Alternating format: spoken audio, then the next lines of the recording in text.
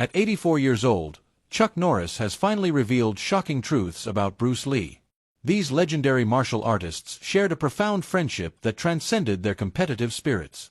While Norris became an internet phenomenon with endless jokes about his invincibility, Lee's life ended tragically and prematurely. Even today, the exact cause of his death remains shrouded in mystery.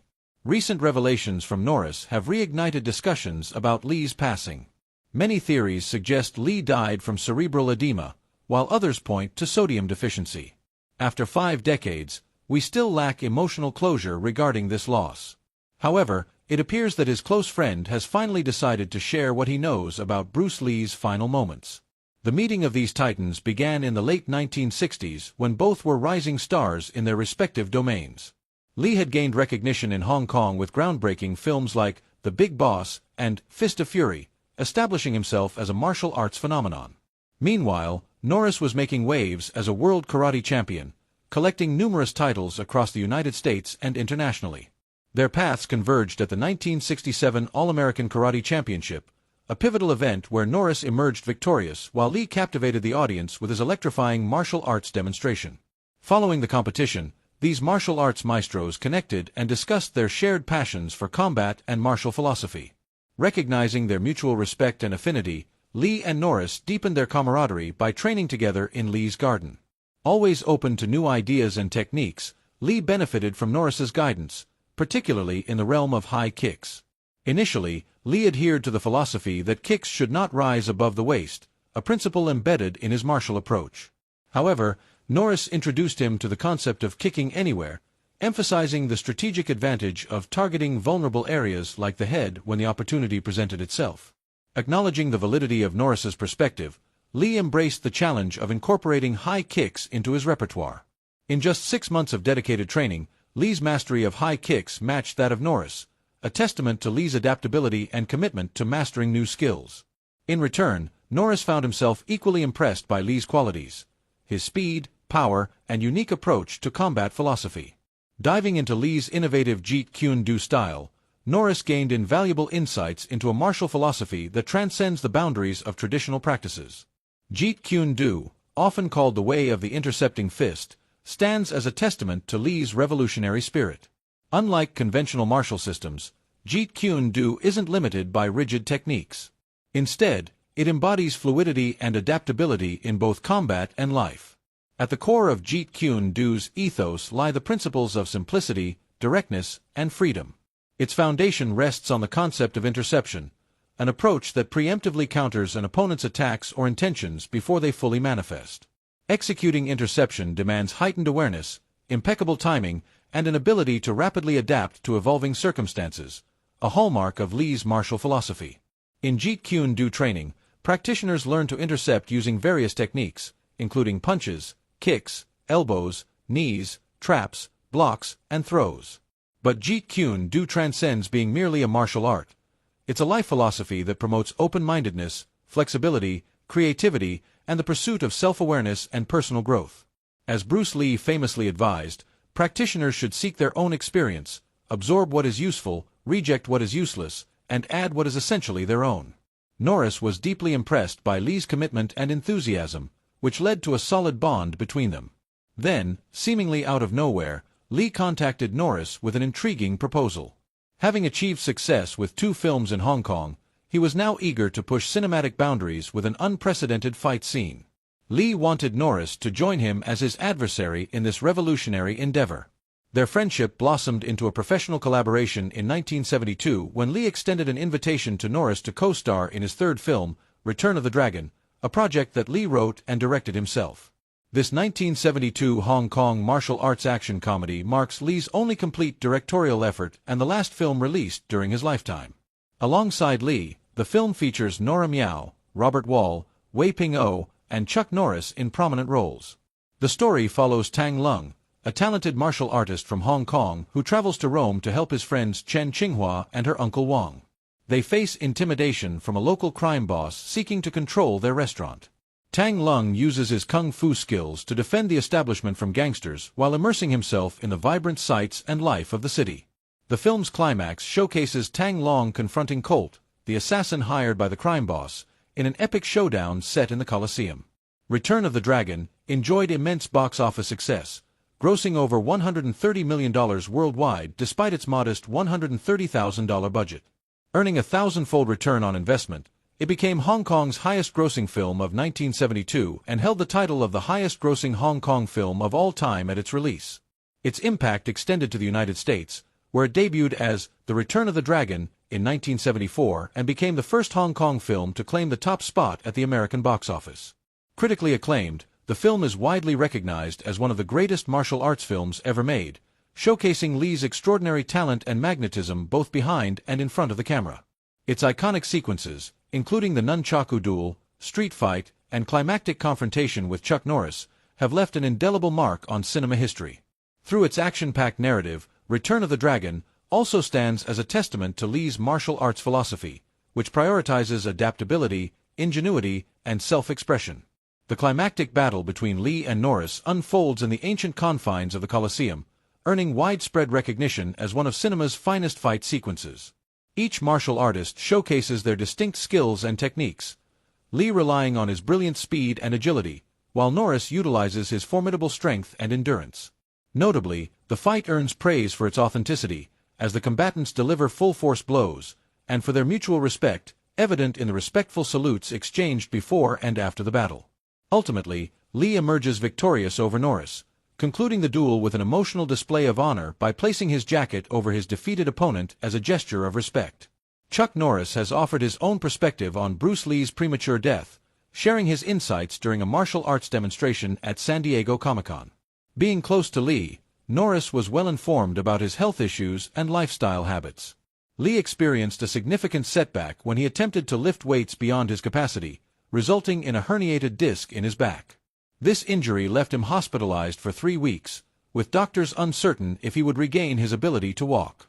The incident occurred in 1968 during a weightlifting session, specifically while performing an exercise called the Good Morning. The herniated disc caused severe pain and significantly restricted his movements, necessitating surgery and medication for recovery. Despite medical advice to prioritize rest and recovery, Lee's tenacity and impatience drove him to continue intense training and efforts. He persisted in pushing his body to its limits, ignoring warnings to allow proper healing. Additionally, Lee struggled with a fast metabolism, constantly seeking to increase his weight and muscle mass. To fuel his rigorous regimen, he maintained a protein-rich diet and supplemented with substances like ginseng and royal jelly to boost his energy levels and performance. Lee also adopted the practice of consuming large quantities of water, sometimes reaching up to 10 liters per day, aiming to detoxify his system. Norris mentioned that Lee had an intense pursuit of perfection and a desire to excel in all aspects of his life. During his stay in Hong Kong, while preparing for his upcoming film, Lee collaborated with actress Betty Ting Pei, who was to be his partner. Lee experienced severe headaches during this period, which led Betty to provide him with antibiotics to alleviate the discomfort. Unfortunately, the combination of medications he was taking for his back issues and the antibiotics triggered an adverse reaction causing brain swelling and resulting in either an aneurysm or a rupture of blood cells in his brain. According to Norris, on the night of Lee's death, he was still in Hong Kong preparing for his next project, Game of Death. While working with Betty Ting Pei, who was also his mistress, Lee encountered another severe headache. Seeking relief, he asked Betty for one of her prescription painkillers, unaware that it contained aspirin. Norris emphasized that Lee was allergic to aspirin, and the accidental ingestion of the tablet combined with his existing medications, supplements, and high water consumption triggered a reaction in Lee's body resulting in cerebral edema or brain swelling. Following Bruce Lee's premature passing, Chuck Norris honored his memory through various interviews and publications. Norris warmly portrayed Lee as a remarkable figure, crediting him as a revolutionary force in both martial arts and cinema. He highlighted Lee's humble and generous nature, emphasizing how Lee's teachings inspired him to strive for self-improvement. Expressing his heartfelt sentiments, Norris lamented Lee's absence and expressed regrets about not witnessing his continued growth and achievements. Matthew Polly's perspective on Bruce Lee's death offers additional insights. While Norris's account of Bruce Lee's death has been scrutinized, certain elements align with conclusions drawn by Lee's biographer, Matthew Polly. In his book, Bruce Lee, A Life, Polly presents a compelling argument proposing that Lee's demise resulted from heat stroke, a condition that occurs when the body fails to regulate its temperature, leading to organ failure, brain damage, and ultimately death. Polly's theory is supported by extensive research and analysis of various facts and clues surrounding Lee's life and tragic end. Polly highlights 3 significant factors contributing to Bruce Lee's susceptibility to heat stroke. First, Lee underwent surgery to remove his underarm sweat glands to enhance his on-screen appearance. However, this procedure compromised his body's ability to regulate temperature through sweating, particularly problematic in Hong Kong's hot, humid climate. Sweat glands play a crucial role in thermoregulation, and their removal increases the risk of heat-related disorders. Second, Lee's medical history included a previous episode of heat stroke, occurring 10 weeks before his passing, while recording dialogue for Enter the Dragon. During this incident, he collapsed and experienced seizures in a poorly ventilated room, resulting in his hospitalization and a diagnosis of cerebral edema. Although doctors treated him with mannitol to relieve brain swelling, Polly suggests that heat stroke was the underlying cause overlooked by healthcare professionals. Dr. Lisa Leon supports this view by highlighting the increased risk of heat stroke recurrence and the potential for multi-organ dysfunctions during recovery, which can lead to severe long-term consequences, including disability and death. Third, adding to his analysis, Polly highlights the circumstances surrounding Bruce Lee's passing on that sweltering July day in 1973. As temperatures reached 33.9 degrees Celsius or 93 degrees Fahrenheit, Lee was in his mistress Betty Ting's apartment, complaining of a headache and taking Equagesic, a medication composed of aspirin and a tranquilizer. Seeking relief, he retired to her bed, wrapped under a heavy blanket. Polly suggests that the combination of medication, blanket, and overwhelming heat created the conditions for a fatal heat stroke for Lee. Additionally, he argues that the medication might have masked symptoms like thirst, fatigue, and confusion, preventing Lee from recognizing the onset of heat stroke and seeking help. Polly's hypothesis resonates with autopsy findings, which revealed no allergic reactions such as rashes or breathing difficulties, while Lee's blood tests indicated normal levels of aspirin and tranquilizer, ruling out an overdose. Notably, his brain exhibited a 133% increase in swelling, indicative of cerebral edema. Furthermore, Dr. Donald Langford's testimony, following his examination of Lee's remains, lends support to the possibility of heat stroke as a primary factor in his demise. One of the most intriguing theories surrounding Bruce Lee's death involves the Triads, a notorious Chinese organized crime syndicate operating in Hong Kong and beyond. According to this narrative, Lee might have incurred the wrath of the Triads during his time in Hong Kong, prompting them to orchestrate his demise for several reasons. First, Lee's unconventional portrayal of Chinese martial arts in his films was perceived as a direct challenge to traditional norms upheld by the martial arts community, some of whom were allegedly aligned with the Triads. By defying conventional norms and introducing innovative techniques, Lee threatened the Triads' influence over martial arts and disrespected their cultural heritage. Additionally, Lee's refusal to comply with the Triads' financial protection demands posed a financial threat to their operations. As a highly successful and affluent actor and producer, Lee's resistance to extortion undermined the Triads' control over Hong Kong's lucrative film industry. Moreover, Lee's plans to expand his career globally, particularly to Hollywood, threatened to diminish the Triads' hold on him, prompting them to view him as a defiant adversary who needed to be eliminated. Lastly, personal feuds or vendetta might have fueled the Triads' desire to target Lee. His outspoken nature and unwavering confidence could have led to confrontations with Triad members or associates, resulting in lingering animosities that culminated in a tragic end. It's plausible that Lee's interactions with certain Triad leaders or members might have sparked feelings of resentment or desire for revenge. Additionally, Lee's romantic liaisons, including his relationship with actress Betty Ting Pei, present on the day of his death, might have incited jealousy or animosity among certain Triad members, driving them to want to harm Lee or tarnish his reputation. According to the Triad theory, various methods might have been employed by the syndicate to eliminate Lee, including poisoning, shooting, stabbing, or strangling.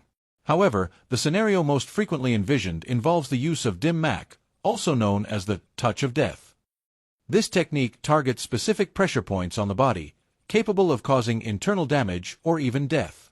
It's conceivable that the Triads enlisted a skilled martial artist, perhaps a rival or former student of Lee's, to administer the dim mak either directly or indirectly. The resulting effects, such as brain swelling or cardiac arrest, could have led to Lee's premature demise. The Triad theory gains credibility through various circumstantial pieces of evidence and testimonies. First, Lee allegedly received several death threats and experienced interference from the Triads in his film projects.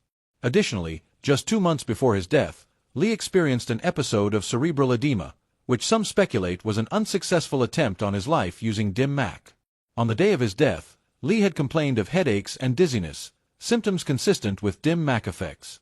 Furthermore, Lee had visited a restaurant supposedly owned by the Triads, raising suspicions of poisoning or attack.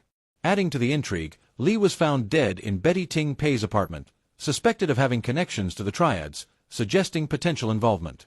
The presence of bruises and needle marks on Lee's body further fuels speculation, hinting at possible foul play or attempts by the Triads to cover their actions. A mentorship ended too soon.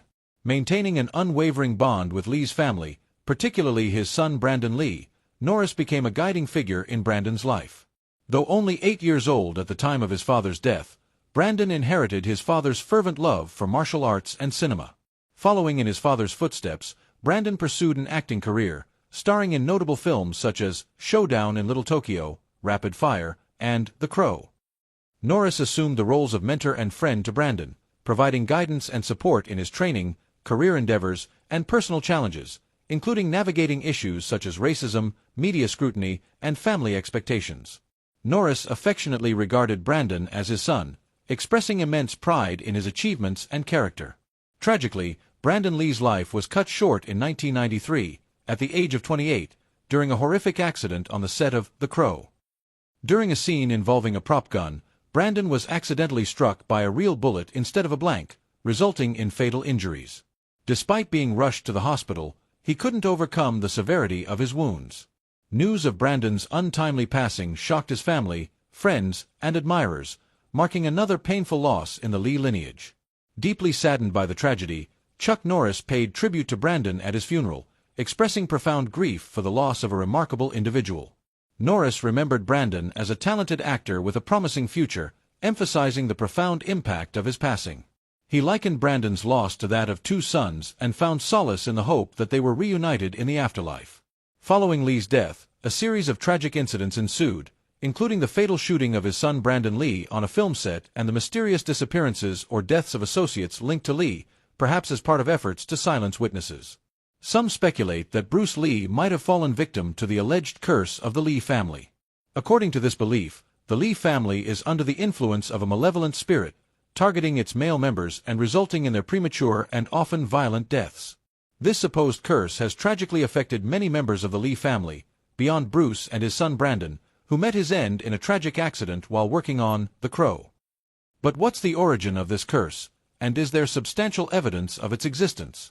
The notion of the Lee family curse is deeply rooted in Chinese folklore and superstition. Some accounts trace its origins to the lineage of a renowned general named Li Yuan, who lived during the Tang dynasty. Li Yuan distinguished himself as a loyal and courageous warrior, defending the emperor against rebels. However, his courage also earned him enemies, including a powerful sorcerer who allegedly pronounced a curse on Li Yuan and his descendants. This curse supposedly decreed that none of them would live beyond the age of 33. Alternatively, another version of the legend links the curse to another figure in Li's family history, General Li Si from the Song dynasty. Li Si is portrayed as a traitor who aligned with the invading Mongols, betraying his emperor. In retaliation, the emperor's court sorcerer allegedly cursed Li Si and his lineage, predicting their death by fire or metal. Regardless of their veracity, these accounts have exerted a profound influence on the Li family's beliefs and actions over the centuries. Bruce Lee's parents, Li Hoi Chen and Grace Ho, were deeply spiritual and superstitious individuals, particularly after the death of Bruce's older brother before his birth. While the exact cause of his brother's death remains uncertain, some speculate it might be linked to the alleged curse. In an effort to protect Bruce from malevolent spirits, his parents took preventive measures. They gave him the nickname Little Phoenix, and dressed him as a girl, even piercing his ears, intending to deceive any malevolent entity into perceiving him as a girl. Additionally, they refrained from calling him by his given name, Jun Fan, fearing it might inadvertently attract the attention of these spirits. Bruce Lee's parents were deeply entrenched in the belief in fate, or Ming, which posits that everyone's life path is predetermined by celestial forces. Seeking clues, they consulted fortune-tellers and astrologers who revealed that Bruce possessed a robust and promising destiny, albeit filled with perils. He cautioned that he would encounter numerous challenges and adversaries, advising utmost vigilance regarding his health and safety. Despite their efforts to protect Bruce from the influence of both fate and the alleged curse, they couldn't dissuade him from pursuing his aspirations. From a young age, Bruce Lee exhibited a rebellious and adventurous spirit, drawn to martial arts films and the allure of challenge. At 18, he ventured to the United States, where he immersed himself in studying, teaching, and developing his revolutionary martial arts philosophy, Jeet Kune Do. Simultaneously, he embarked on a Hollywood career, facing prejudice and discrimination but managed to break barriers and dispel stereotypes. In achieving fame, he became not just a cinema icon but also a symbol of empowerment and inspiration. However, his success wasn't without its detractors, as he accumulated enemies, rivals, and critics along the way. As we delve into the enigmatic circumstances surrounding Bruce Lee's premature death, the revelations offered by Chuck Norris provide captivating insights. From theories about cerebral edema to speculation about Triad involvement and the enduring myth of a family curse, the truth remains elusive. What are your thoughts on these revelations? Do you think Norris's account sheds light on the mystery? Or do you find the truth still obscured? Let us know in the comments below. Don't forget to like and subscribe for more captivating content. I'll see you in the next video. Goodbye.